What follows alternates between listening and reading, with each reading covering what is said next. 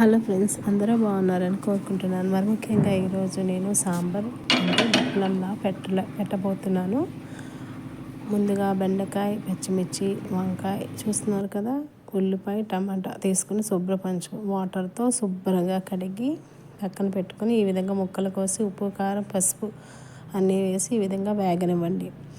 ఇలా వేగనిచ్చిన తర్వాత బాగా మగ్గనిచ్చిన తర్వాత మనం కుక్కర్లో పెట్టుకున్న పప్పుని బాగా పేస్ట్ చేసి పక్కన పెట్టుకున్నాం కదా, దాన్ని కూడా దీంట్లో మనం మిక్స్ చేస్తాం. ఫస్ట్ మనం ఇలా వేగించిన తర్వాత ఫస్ట్ మనం ఏం చేయాలంటే చింతపండు రసాన్ని దాంట్లో వేయాలి.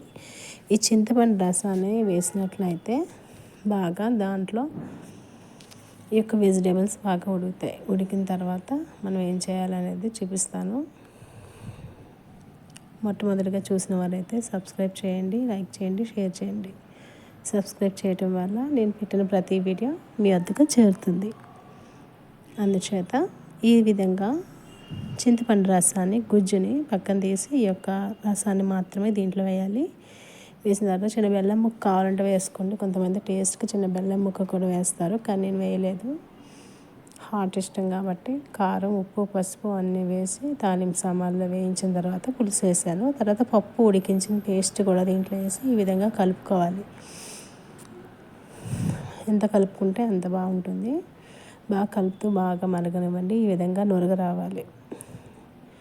ఈ కాంబినేషన్తో నాకు ఇష్టమైనది ఏంటంటే ఆమ్లెట్, దప్పలం ప్లస్ ఆమ్లెట్ చాలా సూపర్ డూపర్ హిట్గా ఉంటుంది. ఒకసారి మీరు చేసుకొని ఈ యొక్క దప్పలంతో పాటు ఆమ్లెట్ తినండి, విత్ రైస్తో చాలా బాగుంటుంది. Thank you for watching my video. చూసారా, ఈ ఆమ్లెట్ని ఇలా తిప్పుతూ ఉంటే పెద్దగా అవుతుంది. ఎక్కువసేపు మాడనివ్వకండి. ఆమ్లెట్ని ఎప్పుడు కూడా దోరగా కాల్చుకుంటేనే బాగుంటుంది.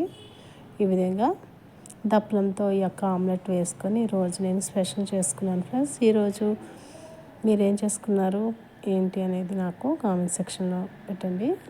ఎలా ఉందో కూడా పెట్టండి. ఈ ఆమ్లెట్ని ఇంత త్వరగా వేయించుకున్న తర్వాత దప్పలంతో వేడి రైస్లో వేసుకొని తినటమే.